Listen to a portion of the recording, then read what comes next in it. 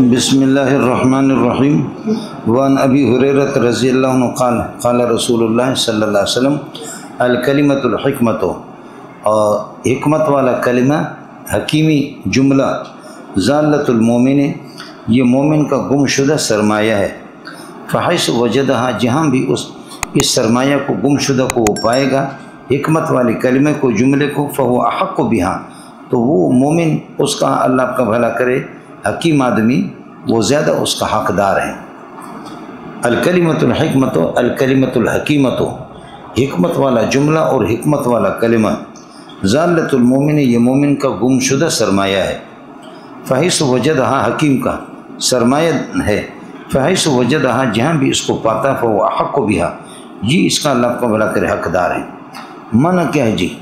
حکمت کی بات آپ کو کسی سے بھی مل جائے، حکمت حکیم آدمی وہ ہوتا کہ حکمت کی بات، پتے کی بات، عقل کی بات، دانائی کی بات اس کو کسی سے بھی مل جائے وہ اس کو لے لیتا ہے اور اس پر عمل کرتا ہے، چاہے کافر سے بھی ہو، اللہ کا بھلا کرے، اس کو لے لیتا، اس پر عمل کرتا۔ ایک معنی یہی حکمت والا، دانائی والا کلمہ کسی سے بھی مل جائے، یہ مومن کا اور حکیم کا، سرمایہ دار آدمی کا گم شدہ سرمایہ ہوتا ہے کہ جس سے بھی مل جائے، کالے سے ملے، گورے سے مل جائے، پکے کی بات، عقل کی بات اس کو لے لیتا ہے۔ ایک مسئلہ، ایک معنی اس کا یہ ہے کہ اس کو لے لیتا ہے اور اس پر عمل کرتا ہے۔ دوسرا معنی یہ ہے کہ حکمت کی بات اگر آپ کو سمجھ میں نہ آ جائے، سمجھے، تو اس کو کسی حکیم اور دانے کی طرف لوٹا دو، حکیم اور دانش مند کی طرف اس کو لوٹا دو۔ جیسے کہ گم شدہ چیز مالک کی جو ہوتی ہے وہ مالک کو سرمایہ حوالہ کیا جاتا ہے، تو حکمت اور دانائی کی بات یہ حکیم کے حوالے کرو۔ آپ کو کوئی بات اگر سمجھ میں نہ آ جائے تو اس سے پتہ کرو، سمجھ میں نہیں ہے؟ یہ دونوں مقصد ہے مولانا اس کا۔ رواہ ترمذی و ابن ماجہ، اس لیے مولانا یکمن المراد دہمن عقل باید، بولو یکمن المراد، علم کبھی تو ہوتا ہے لیکن عقل اس کے پاس نہیں ہوتی۔ حضرت شیخ الاسلام ابن تیمیہ اور ابن قیم، قربان جاؤں میں ان پر، بہت ان سے استفادہ بھی کرتا ہوں۔ شیخ الاسلام ابن تیمیہ اور ابن قیم کے بارے میں لوگوں نے کہا کہ کان علمہما اکثر من عقلہما، استاد اور شاگرد دونوں کا علم زیادہ تھا، عقل کم تھی۔ یہ ظلم کیا، ناانصافی کی، لیکن تاہم بہرحال میں عرض کر رہا ہوں کہ عقل ضروری ہے، سمجھے۔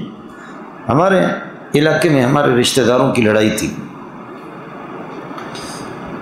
اور وہ کئی سال آپس میں لڑتے رہے، آخر کار خدا کا واسطہ دے کر کے ہم نے ان کو راضی کیا۔ میں اور میرے بھائی تھے جس کا انتقال ہو گیا، مولانا محمد صادق رحمۃ اللہ علیہ، ہم دونوں نے منت مانی کر کے ان کو راضی کیا۔ میرا بیان بھی ہوا، بھائی جان بیان نہیں کرتے تھے، مدرس تھا، لیکن بیان میرا ہوا کہ ہم نے ان کو راضی کیا۔ راضی کرنے کے بعد اب دونوں گروپ، ایک گروپ کہتا ہے کہ میری دعوت ہے، دوسرا گروپ کہتا ہے کہ میری دعوت ہے۔ یہ کہتا ہے ابھی میری دعوت ہے، اس کے بعد آپ کی دعوت، وہ کہتے ہیں ابھی میری دعوت ہے، اس کے بعد آپ کی دعوت ہوگی۔ اس پر اس نے کہا تیری ماں، اس نے کہا تیری ماں، اس نے کہا تیری بہن، اس نے کہا تیری، واپس لڑائی کے لیے تیار ہو گئے۔ اب آپ بتاؤں کہ کس طرح ان کا فیصلہ کریں۔ یہ بلوچوں میں اور پٹھانوں میں یہ بھی، تو میرا بھائی جو بکری چراتا ہے، مسئلے کو ہم طے نہیں کر سکے کہ کس کو ترجیح دے دیں، تو بکری چرانے والا جو میرا بھائی ہے اس نے مجھے آہستہ آہستہ کہا کہ وہ حافظ کہتے ہیں، حافظ ادھر آ جاؤ، آہستہ آہستہ مجھے کہا وہ بے عقل، علم تو آپ نے پڑھا ہے لیکن عقل نہیں ہے۔ اب آپ یہ فیصلہ کریں کہ جس فریق کا، ان فریق تو دو ہے لیکن ان کے بڑے بھی دو ہیں، دو بڑے آدمی یہ لڑ رہے ہیں، تو جس فریق کا مسجد سے، اللہ کے گھر سے گھر قریب ہو اس کی دعوت پہلے، اور جس کا گھر ذرا دور ہو تو اس کو بات بڑے پتے کی اس نے کی۔ تو اس لیے میں نے کہا خاموش خاموش خاموش خاموش خاموش خاموش خاموش۔ بھائی مسجد کو مانتے نہیں مانتے؟ کہا مانتے، قرآن کو مانتے، خدا کو مانتے، ہاں اس مسجد کی وجہ سے، اللہ کی وجہ سے، قرآن کی وجہ سے آپ نے اپنی رنجشیں ختم کر دی، مانتے؟ کہا ہاں۔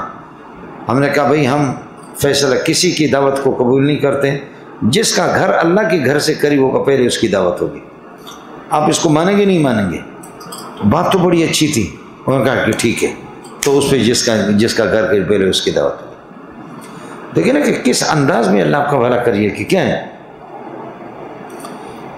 کس انداز میں اللہ کا بھلا کریے کہ انہوں نے مسئلہ بتا دی. تو یہ عقل کی باتیں ہوتی ہیں. ایک آدمی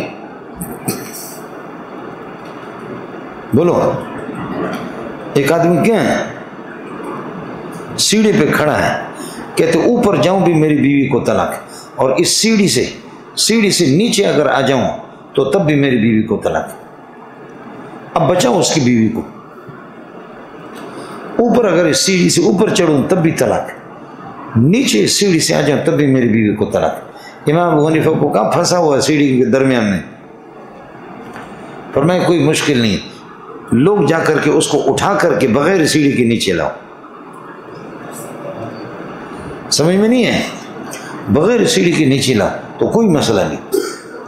ایک آدمی قسم اٹھاتا ہے کہ میں ایسی عبادت کو کائنات میں کوئی ایسی عبادت نہ کرے، ایسی عبادت جو کائنات میں وہ عبادت کوئی بھی نہیں کرے، اس قسم کی اگر عبادت نہیں کروں تو میری بیوی کو طلاق ہے. تو مفتیوں سے پوچھ رہے کہ ایسی عبادت جو کائنات میں کسی کو بھی نصیب نہ ہو، ایسی عبادت جو کائنات میں کسی کو بھی نصیب نہ ہو، ایسی عبادت جب تک نہ کرے تو بیوی کو طلاق. کیا صورت ہے؟ سمجھے؟ فرمایا اس کا آسان طریقہ یہ ہے کہ حرم میں جہاں مسجد حرام طواف ہوتا ہے کعبۃ اللہ کے، وہاں پر جا کر کے طواف کو روکو. سمجھے؟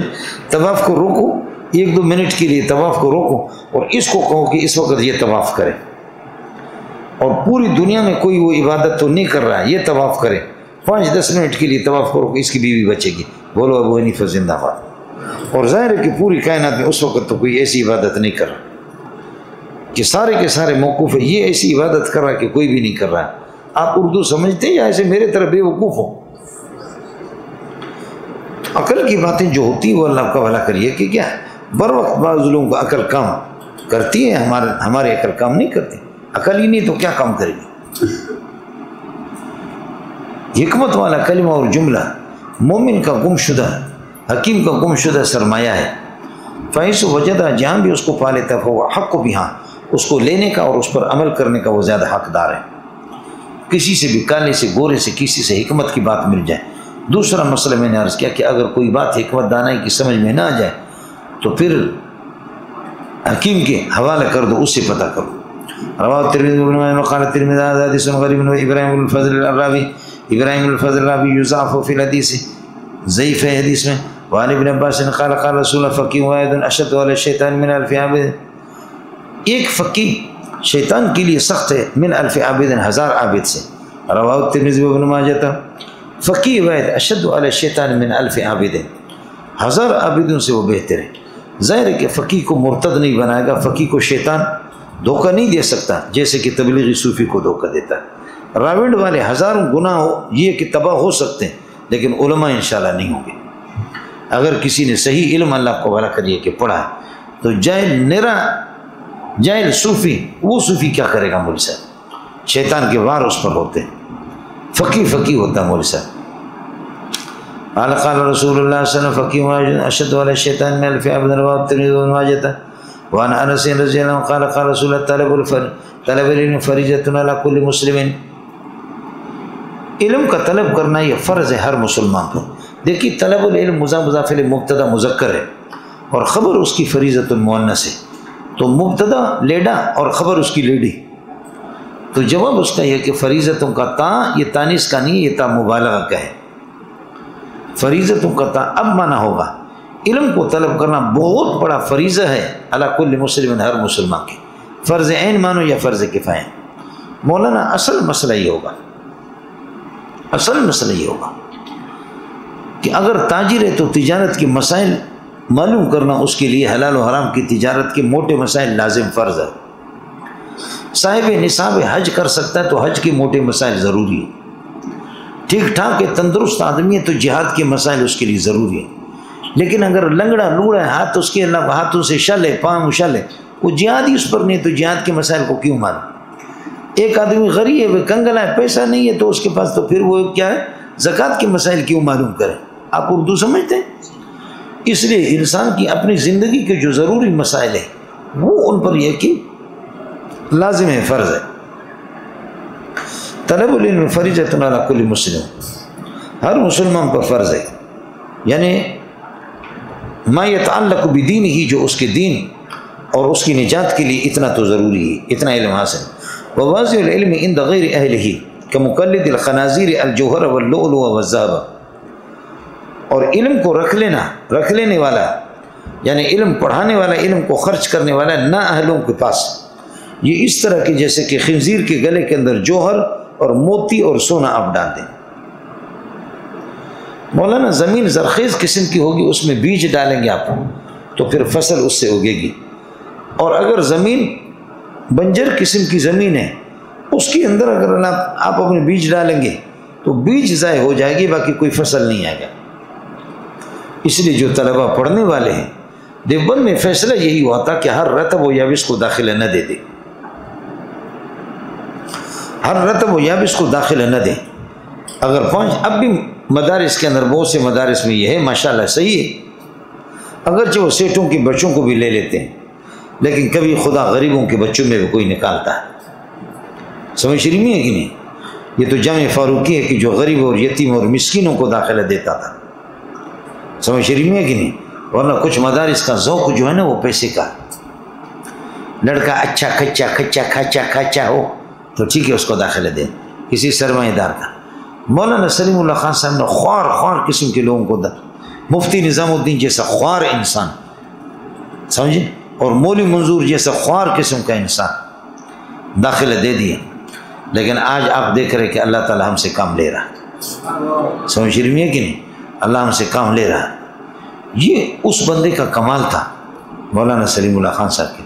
خاص طور پر فرمایا کہ بلوچستان ایک غریب صوبہ ہے، میں نے جامع فاروقی کی بنیاد رکھی ہے غریبوں کے لیے، بلوچستانیوں کے لیے، اگرچہ اس میں خیبر پختون کے پٹھان بھی آتے ہیں، سندھی بھی آتے ہیں، پنجاب کے لوگ آتے ہیں، سارے ادارہ سب کے لیے، لیکن میرا اصل مقصد فرمایا کہ میں نے رکھا بلوچستان کے غریبوں کے لیے، غریبوں کو کوئی داخلہ نہیں دیتا، سمجھ رہی ہے کہ نہیں؟ غریبوں کو کوئی داخلہ نہیں دیتا۔ ایسے غریب لوگوں کو اس خدا کے بندے نے پڑھا کر کے اللہ کا بھلا کرے کام پہ پہنچا دیا۔ طلبہ میں زیادہ طلب ہوتی ہے نا، تو طلب جن میں طلب ہے، علم کی قدر ہے تو دے دو، اور جن میں طلب نہیں ہے تو پھر اس کو کیا کریں۔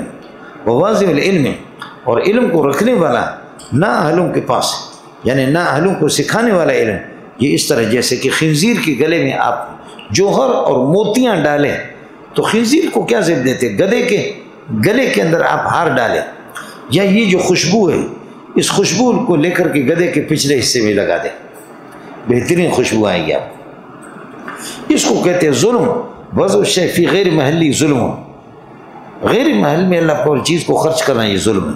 آپ اردو سمجھتے نہیں سمجھتے؟ یہی زمین شور ہے سنبل بر نیارت، زمین شور ہے سنبل بر نیارت، در و تخم عمل ضائع مگردان، بنجر قسم کی زمین کبھی وہ فصل نہیں دے گی، اس لیے اپنے اللہ کو بھلا کرے عمل والی بیج ہے وہ اس کے اندر خرچ نہ کرو، فضول ہے۔ بیوی اگر بچہ دینے والی ہو تو پھر ٹھیک ہے ہم بستری کرو، جو عورتیں باج ہو چکی ہے جتنا بھی لگا دو اسے بچہ پیدا نہیں ہوگا، وہ بنجر قسم کی زمین ہے، سمجھ رہی ہے کہ نہیں؟ یہ جی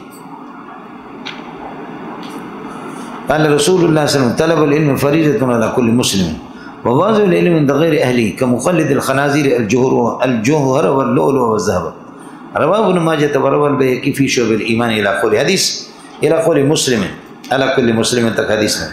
وقال هذا حدیث متنہ مشہور، متن اس کا مشہور ہے لیکن وہ اسنادہ ضعیف، سند اس کی ضعیف ہے۔ وقد روی من اوجہ، کئی طریقوں سے یہ حدیث مروی ہے، کلھا ضعیفۃ، سب کے سب ضعیف ہے۔ وعن ابی ہریرہ رضی اللہ عنہ قال قال رسول اللہ صلی اللہ علیہ وسلم خصلتان لا یجتمعان فی منافق، منافق کے اندر دو خصلت کبھی جمع نہیں ہو سکتے، حسن سمت، حسن سیرت، حسن اخلاق، ونافق فی الدین، اور دین کی سمجھ، دین کی سمجھ اور اچھے اخلاق جس انسان کے اندر جمع ہو جائے، سمجھ لینا پکا مومن ہے، وہ منافق نہیں ہے۔ منافق کے اندر یہ چیزیں جمع نہیں ہو سکتی، حسن سیرت، حسن اخلاق، سیرت نبویہ اور دین کی سمجھ اگر آ گیا تو سمجھ لینا کہ یہ بندہ منافق نہیں ہے۔ خصلتان لا یجتمعان، دو خصلتیں جو جمع نہیں ہوتی منافق میں، حسن سیرتیں، حسن سیرت، حسن سمت، حسن اخلاق، ونافق فی الدین، اور فقاہت فی الدین، رواہ ترمذی۔ وعن انس رضی اللہ عنہ قال قال رسول اللہ صلی اللہ علیہ وسلم من خرج فی طلب العلم، جو علم کی طلب میں نکلتا ہے حیران و سرگردان دنیا میں گھومتا پھرتا، فهو فی سبیل اللہ، یہ اللہ کے راستے میں، حتی یرجع الی بیتی، یہاں تک اپنے گھر کو واپس آ جائے، رواہ ترمذی والدارمی۔ اس لیے آپ حضرات کے لیے یہ مجاہد کا اصل جو لقب ہے فی سبیل اللہ، یہ مجاہدین کا ہے۔ علماء پر مجازن اس کا اطلاق ہوتا ہے، تبلیغوں پر اور علماء پر اس کا اجازت حقیقی معنی میں نہیں ہے۔ حقیقی معنی میں فی سبیل اللہ لقب ہے، فی سبیل اللہ لقب ہے مجاہدین کا۔ حمل ابو انما الصدقات للفقراء والمساکین والعاملین علیہ والمؤلفۃ قلوبهم وفی الرقاب والغارمین وفی سبیل اللہ۔ مثل الذین ينفقون اموالهم فی سبیل اللہ کمثل حبۃ، اس لیے فی سبیل اللہ بطور علم کے نام ہے، کس کا؟ یہ مجاہدین کا ہے مولانا صاحب، آپ سمجھ رہے ہیں؟ اس لیے تبلیغ اپنے اوپر جو فٹ کرتے ہیں، یا ہمارے مولوی اپنے پر، یہ حدیث تو آ گئی، لیکن تاہم علماء نے کہا کہ علماء اور طلباء پر یہ مجاز ہے، اس کا اصلی حقیقی مصداق یہ مجاہدین ہے۔ حقیقی مصداق اس کا کون ہے مولانا؟ مجاہدین۔ من خرج فی طلب العلم فهو فی سبیل اللہ حتی یرجع، رواہ الترمذی والدارمی۔ وعن صخبرۃ الازدی قال قال رسول اللہ صلی اللہ علیہ وسلم من طلب العلم کان کفارۃ لما مضى، جو علم حاصل کرتا ہے تو کان طلب، یہ طلب علم کان کفارۃ لما مضى من ذنوبہ، اس کے گناہوں کے لیے، صغائر کے لیے کفارہ بن جائے گا، رواہ الترمذی والدارمی۔ وقال الترمذی هذا حدیث ضعیف الاسناد، وابو داؤد، اس کے اندر راوی ابو داؤد ہے، وابو داؤد الراوی یضاعف، اس کو یہ کہ ضعیف قرار دیا جاتا ہے۔ وعن ابی سعید الخدری رضی اللہ عنہ قال قال رسول اللہ صلی اللہ علیہ وسلم لن يشبع المؤمن من خیر يسمعه حتى يكون منتهى الجنہ، لن يشبع المؤمن من خیر، مومن کا پیٹ کبھی نہیں بھرتا، مومن جب سیر نہیں ہوگا اس علم سے جس علم کو وہ اساتذہ سے سنتا ہے۔ علم حاصل کرنے کے دو طریقے ہوتے ہیں، کسی بات کو معلوم کرنے کے ٹھکانے کی، یا عقل یا نقل، بولو، یا عقل، نقل کا مطلب اساتذہ سے سن کر کے۔ وقالوا لو كنا نسمع، کاش کہ ہم اپنے اساتذہ کی بات کو سنتے اور دین کی بات لوگوں سے سنتے، اور ناقل یا اپنے عقل سے کام لیتے، شرک نہ کرتے، ما كنا فی اصحاب السعیر، اب جہنم نہ بنتے۔ علم کے یہی دو طریقے ہیں، عقل اور نقل، سمجھ رہی ہے کہ نہیں؟ تو فرماتے کہ مومن لن يشبع المؤمن من خیر، اس علم سے کہ یسمع، جس کو اپنے اساتذہ سے سنتا، کبھی بھی پیٹ نہیں بھرے گا، پڑھتے جاؤ حتی یکون منتہی الجنہ، یہاں تک کہ اس کی انتہا جنت، یعنی عمل کرتے کرتے جنت میں جائے گا۔ علم کبھی ہے کہ علم میں کوئی اسٹاپ ہے ہی نہیں، رواہ ترمذی۔ ارے نبی نے کہیں اسٹاپ نہیں کیا تو آپ کیا کریں گے؟ نبی آخر تک بھی جب اللہ کی بارگاہ میں جا رہا ہے تب بھی نبی یہ دعا کر رہا ہے، رب زدنی علما، یا رب اطلب منک زیادت فی العلم، اے اللہ زیادت علم میں آپ سے مانگتا ہوں، یا رب اطلب منک زیادت العلم، زیادت علم آپ سے مانگتا ہوں۔ تو نبی تو آخر تک طالب علم رہا، لیکن آپ وفاق المدارس سے فارغ عالم بنیں گے، لیکن نبی آخر تک طالب رہا۔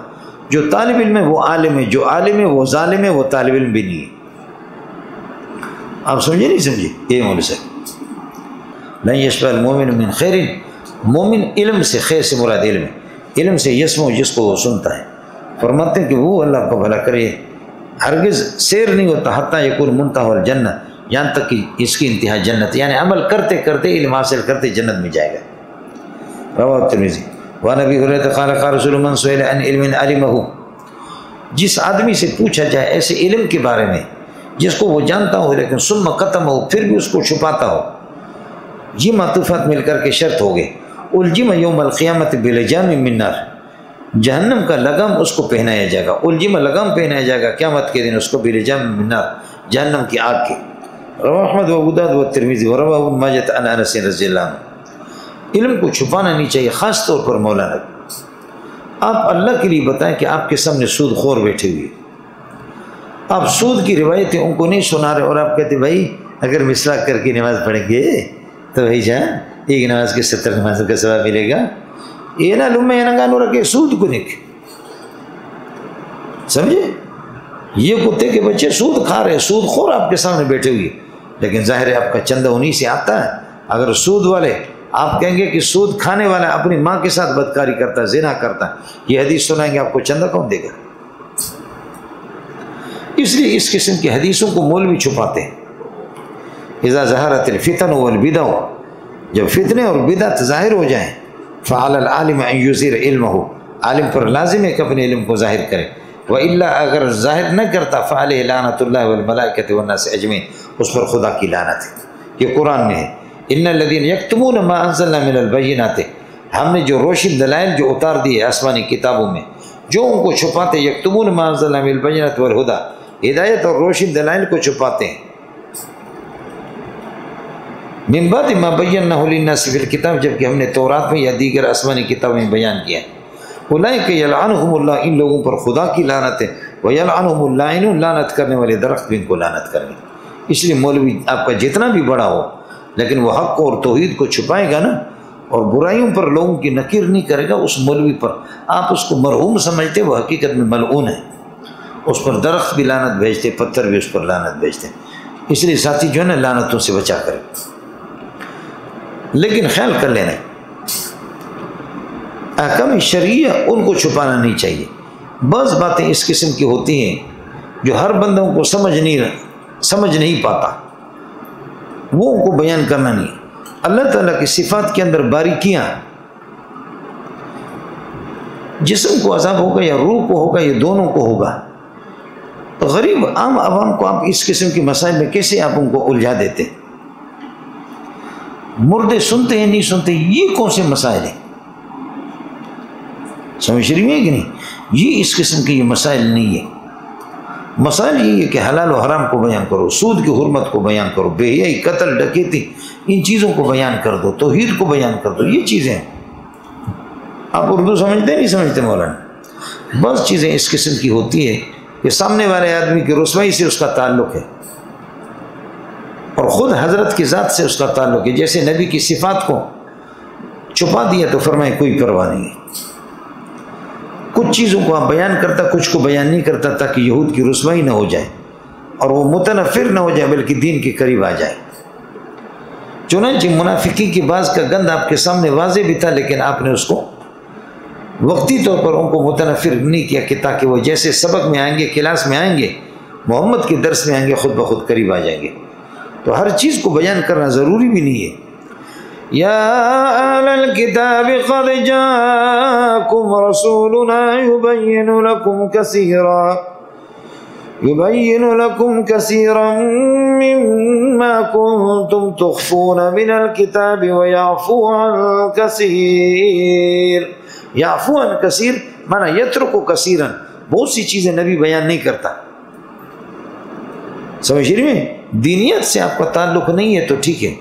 حضرت ابو ہریرہ فرماتے کہ حافظ تو رسول اللہ صلی اللہ علیہ وسلم وعاءین من العلم، ہم نے 2 برتن بھر کر کے نبی سے علم کا حاصل کیا، اما احدہما فبصصت، ایک تو ہم نے آپ کو بتا دیا، واما الاخر، دوسرے میں منافقین کے نام ہے، بڑے بڑے سلاطین بادشاہوں کے نام ہے، فلانا فتنہ والا، فلانا فتنہ والا، فلانا فتنہ والا میرے بعد آئے گا۔ واما الاخر فلو بصصت، اگر دوسرے علم کو میں ظاہر کر دوں، لقطع هذا البلعوم، تو ہمارے گردن کو لوگ کاٹیں گے، اس لیے ہم بیان نہیں کرتے۔ تو ہر چیز بیان کرنے کی نہیں ہوتی، جو احکام ضروری ہے وہ ہے۔ من سئل عن علم علمہ، ایسا علم جس کو وہ جانتا ہے اس سے پوچھا جاتا ہے، ثم ختم، و پھر چھپاتا، الجم یوم القیامۃ بلجام من نار، رواہ احمد و ابو داؤد والترمذی وروى ابن ماجہ الناس۔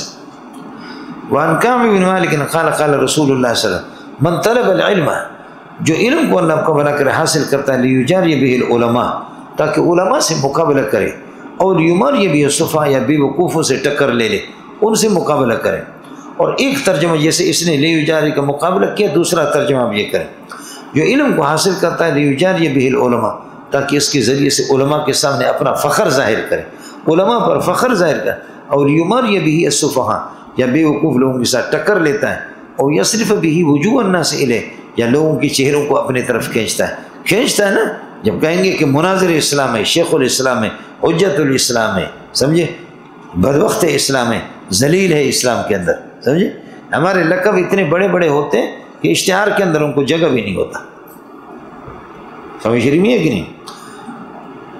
تو علم اس لیے حاصل کرتا ہے لیجاری به العلماء، لیجری بھی العلماء، علماء کے سامنے اپنے فخر کا اظہار کرے، اور لیمر یہ بھی الصفا یا بے وقوفوں کے ساتھ جھگڑے، اور یصرف بھی وجوہ الناس الیہ، یا اس علم کے ذریعے سے لوگوں کے چہروں کو اپنے طرف مائل کر دے، ادخلہ اللہ النار، خدا اس کو جہنم میں داخل کرے گا، رواہ ترمذی ورواہ ابن ماجہ عن ابن عمر۔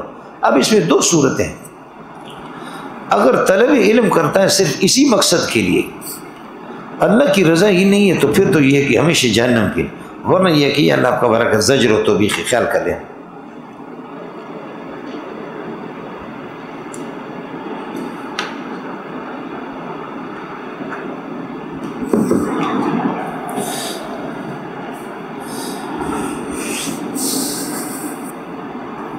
وعن ابی ہریرہ رضی اللہ عنہ قال قال رسول اللہ من تعلم علما مما یبتغى به وجه اللہ، جو آدمی سیکھتا ہے ایسا علم ان علوم میں سے کہ جن کی حاصل کرنے سے اللہ کی رضامندی طلب کی جاتی ہے، جو آدمی سیکھتا ہے ایسا علم مما یبتغى به، ان علوم میں سے کہ جن کے ذریعے سے طلب کی جاتی ہے وجہ اللہ، اللہ کی رضامندی، اللہ یتعلم، اس علم کو سیکھتا نہیں ہے کسی بھی غرض کے لیے مگر اس لیے الا لیصیب به عرضا من الدنیا، دنیا اس سے حاصل کرے، خطیب بن جائے، علامہ بن جائے دنیا، یہ بندہ لم یجد عرف الجنت یوم القیامت، یہ بندہ جنت کی خوشبو کو سونگے گا نہیں، یعنی ریحہ، عرف کا ترجمہ کر دیں ریح، جنت کی خوشبو اس کو لگے گی نہیں، رواہ احمد و ابو داؤد و ابن ماجہ تک۔ مولانا ایک آدمی علم حاصل کرتا ہے کہ خطیب بھی بن جاؤں، قاری بھی بن جاؤں، مسجد بڑی سی مل جائے، یا نیوی کا خطیب بن جاؤں، پاک فوج کا،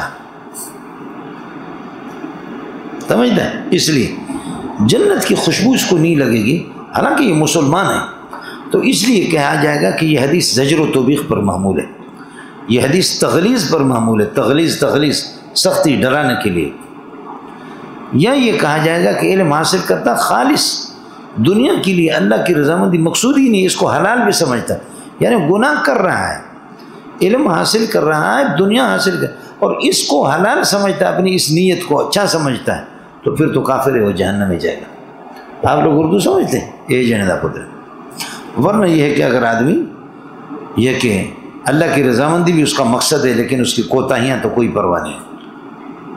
رواہ احمد و ابو داؤد و ابن ماجہ وعن ابن مسعود رضی اللہ تعالیٰ عنہ، حضرت ابن مسعود رضی اللہ عنہ فرمایا قال قال رسول اللہ صلی اللہ علیہ وسلم نظر اللہ عبدا سمع مقالتی فافذ، حضرت اقدس صلی اللہ علیہ وسلم دعا فرما رہے ہیں، خدا تر و تازہ رکھے اس بندے کو کہ سمع مقالتی، جو میرے محمد کی حدیث کو سنتا ہے، فحافظہا، اور اس کو محفوظ رکھتا ہے، ووعاہا، اور پھر یہ کہ اس کو یاد رکھتا ہے، محفوظ رکھتا ہے اور یاد رکھتا ہے، یعنی ہمیشہ کے لیے، وَأَدَّاہا، اور اس کو ادا کر کے دوسروں کو سناتا ہے۔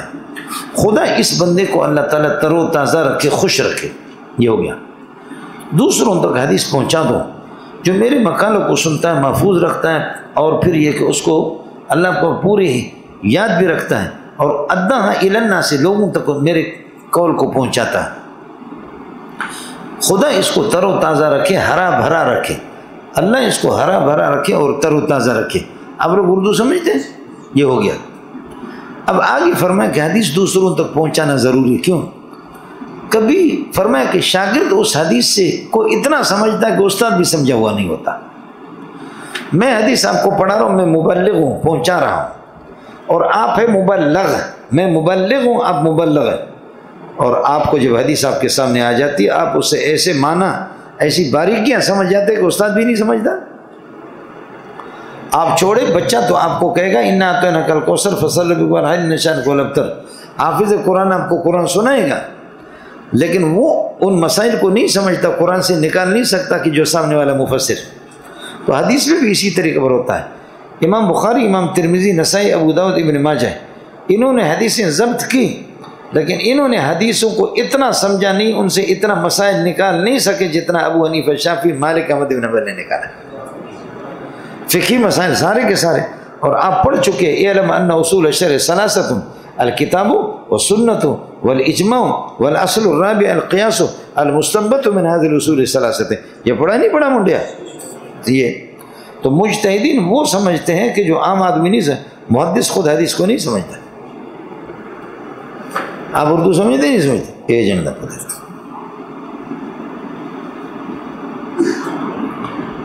اس لیے فرمایا کہ فرب حامل فقہ، فقہ سے مراد دین، بہت کو دین کو اٹھانے والا یا حدیث کو اٹھانے والے غیر فقیہ وہ خود فقیہ نہیں ہوتا، ورب حامل فقہ اور دین اور حدیث کو اٹھانے والا ہے وہ کبھی اٹھا کر کے لے جاتا ہے اس ایسے بندے کے پاس الی من ہو افقہ منہ، جو اس سے زیادہ بھی فقیہ ہوتا ہے۔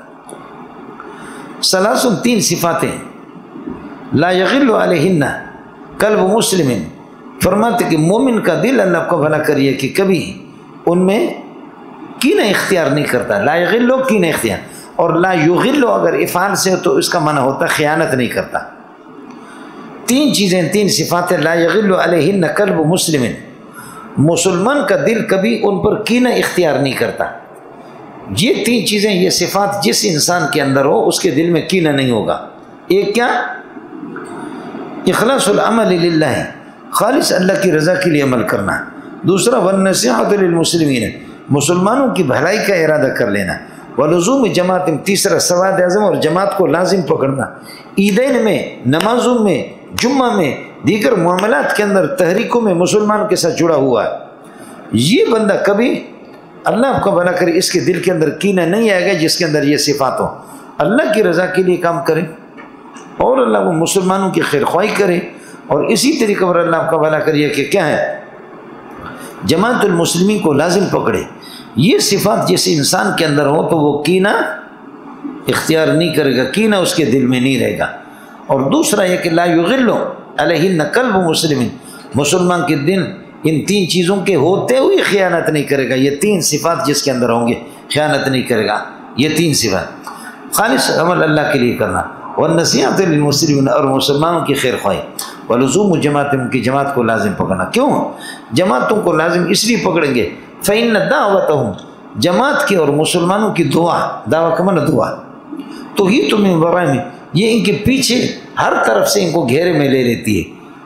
اجتماعی اللہ کا بھلا کریے کہ مسلمانوں کی دعا اور ایک ساتھ ان کے ساتھ، تو ان کی دعا لوگوں کو ہر طرف سے گھیرے میں لیتی ہے، مانا ہے کہ یہ بندہ ضلالت کا اور گمراہی کا شکار نہیں ہوگا انشاءاللہ۔ رواہ الشافعی والبیہقی فی المدخل، وروى احمد والترمذی وابو داؤد وابن ماجہ والدارمی عن زید بن ثابت الا ان الترمذی وابا داؤد لم یذکر، ابو داؤد اور ترمذی نے ثلاث لا یغل علیہن الی آخری، اس کو ان لوگوں نے نقل نہیں کیا ہے۔ وعن ابن مسعود قال سمعت رسول اللہ صلی اللہ علیہ وسلم یقول نظر اللہ عمران، اللہ تعالی ہرا بھرا رکھے اور تارو تازہ رکھے اس بندے کو، سمع منا شیئن، جو ہم میں سے کسی حدیث کو سنا، فبلغہ، پھر اس کو پہنچا دیتا کما سمع، جیسے ہم سے۔ ورب مبلغ، بہت سے وہ لوگ مبلغ جن تک حدیث پہنچائی جاتی ہے، وہ اوعالہ، وہ حدیث کو زیادہ یاد رکھنے والے ہوتے من سامعین، اس شاگرد سے جو براہ راست استاد سے، اس سے زیادہ وہ۔ رواہ الترمذی وابن ماجہ وروى الدارمی عن ابی الدرداء وعن ابن مسعود قال قال رسول اللہ اتقوا الحدیث، فرمایا کہ حدیث نقل کرنا، مجھ سے حدیث نقل کرنے میں اجتناب کرو، بچو۔ ہر بات کو تبلیغی کہتے ہیں، اللہ کے رسول نے یہ فرمایا۔ ایک حدیث ہے جس کا مفہوم ہے اللہ کے نبی نے فرمایا، داڑھی اس کی بڑی ہو، چلہ لگا بھی لے، سان لگا بھی لے، سیدھا جہنم میں جائے گا۔ اس کی بنیادی وجہ ہے کہ نبی پر جھوٹ بولنا، بڑی بے دردی کے ساتھ یہ ظالم کہتے کہ ایک حدیث ہے جس کا مفہوم یہ ہے، اللہ کے نبی نے یہ فرمایا، حدیث کا نام و نشان بھی نہیں ہوتا۔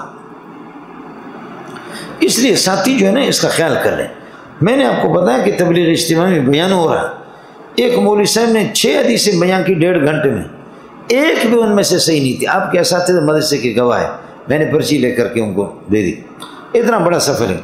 دوسرے نے 4-5 حدیثیں اس کو بھی لگ دی، ایک بھی ان میں سے صحیح نہیں۔ اس کی بنیادی وجہ یہ ہے کہ یہ مشکات اٹھانے کی توفیق اللہ ان کو دیتا نہیں ہے، بخاری اٹھانے کی توفیق اللہ ان کو دیتا نہیں، قرآن پاک، اور ظاہر کہ بادام اور پستے کھانے والے لوگ پھر وہ کیا کریں گے؟ سمجھے؟ لوگ تو گیٹوں پر ڈنڈا لے کر کے پہرے دیتے ہیں، کیا کرتے ہیں؟ اور اکابرین اندر پستہ کھاتے ہیں۔ اکابرین اندر کیا کرتے ہیں؟ وہ پستہ کھاتے ہیں، سمجھ رہی میں کہ نہیں؟ اور ڈنڈا بڑے بڑے بانس اٹھا کر کے پٹھان کے ہاتھ میں، سمجھے، وہ خدمت کرتا ہے۔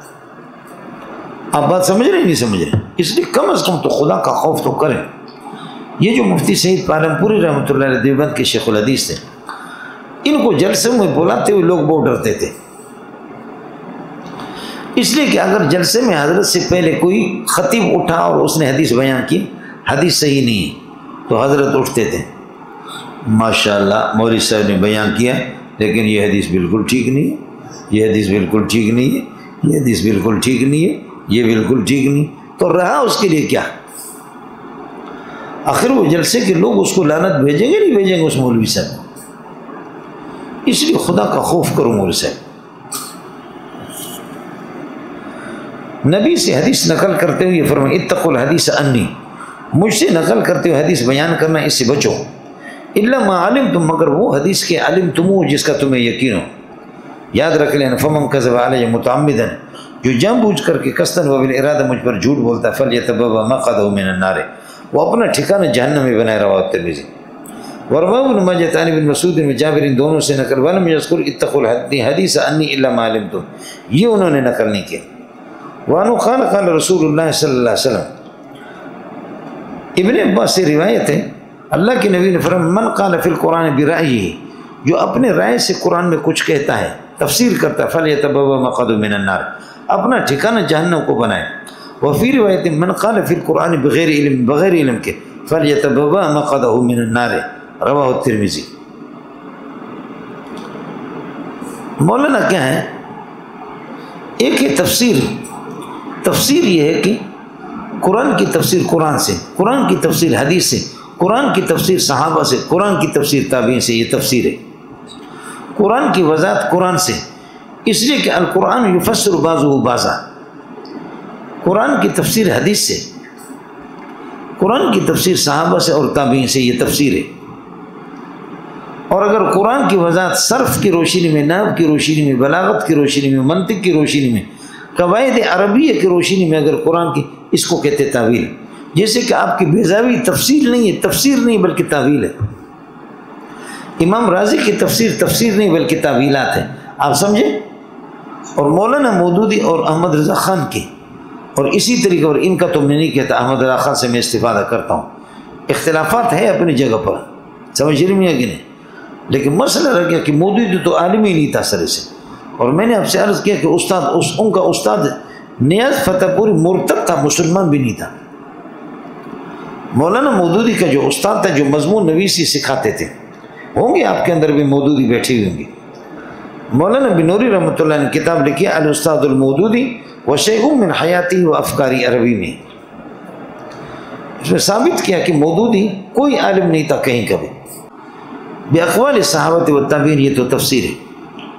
لیکن قرآن کی وضاحت اگر آپ صرف نحو کی روشنی میں، بلاغت کی روشنی میں، منطق کی روشنی میں کر رہے ہیں، فن آپ کے پاس مضبوط ہے، تو یہ تعویل ہے۔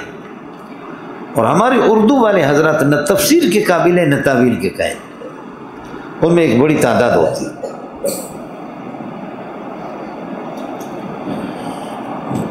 من قال فی القرآن، وان جندب بن، حضرت جندب سے روایت ہے قال قال رسول اللہ من قال فی القرآن برائیہ، جو اپنی رائے سے قرآن کے اندر تفسیر کرے، فاصابہ، وہ ٹھیک بھی اگر نکلے، فقط اخطا، اس نے غلط کیا۔ کیوں؟ آپ نے طریقہ تو، جب آپ کے پاس وہ استعداد نہیں ہے، صلاحیت نہیں، آپ نے خود اپنے دماغ سے سوچ سوچ کر ایک چیز قرآن سے نکالی، وہ اگرچہ ٹھیک ہو تب بھی غلط ہے۔ کیوں؟ چونکہ وہ علوم آپ کے پاس نہیں ہے، وہ طریقہ آپ کے پاس، بغیر طریقہ اگر، کیا کلاشنکوف اندھے کے ہاتھ میں دے دیں گے؟ بولو، کلاشنکوف اندھے کے ہاتھ میں دے دیں گے؟ حالانکہ اندھا کبھی ادھر سے شر کی آواز ہوگی، ایسے کہ ڈز، پتہ چل گیا کہ کسی ہرن کو لگے، ہرن یہاں سے بھاگ رہے تھے، اور یہاں سے شر ہو گیا اور اندھے نے ڈز مارا، پتہ چل گیا کہ کوئی ہڑکی کتا تھا، اس کتے کو لگا۔ تو گاؤں باشد کی کودک نادان، بغلط بر ہدف زنت تیرے، کبھی نا تجربہ کر لوگ بھی شکار کرتے، کبھی اندھے کا ڈنڈا بھی لگ جاتا ہے، لیکن ڈنڈا اندھے کے ہاتھ میں نہیں دیں گے، تلوار اندھے کے ہاتھ میں نہیں دیں گے، اور بندوق اس کے ہاتھ میں نہیں دیں گے۔ اس لیے جاہل کو قرآن کی تفسیر کا موقع نہیں دیں گے، قرآن ان کے ہاتھ میں نہیں دیں گے، اس لیے کہ وہ استعداد اس کے پاس نہیں ہے، وہ آنکھیں جو انسان کے پاس ہونی چاہیے، وہ روشنی اس کے پاس نہیں۔ کس کو سمجھ میں آ گیا؟ یہ منڈے روایت کی نبی بتا دیں، وَنَبِيُّ قال قال رسول الْمِرَاءُ فِي الْقُرْآنِ كُفْرٌ، کفر قرآن کے اندر لڑنا یہ کفر ہے، اللہ آپ کو بھلا کرے، منع اللہ آپ کو بھلا کریے کہ کیا ہے؟ قرآن کو ٹکرانا، جیسے کہ اگلے حدیث میں آتا ہے، رواہ احمد و ابو داؤد، وعن عمرو بن شعیب عن ابی جدی قال سمع النبی سے، بس اس کو یہیں چھوڑ دو، یہ دونوں حدیث ہیں۔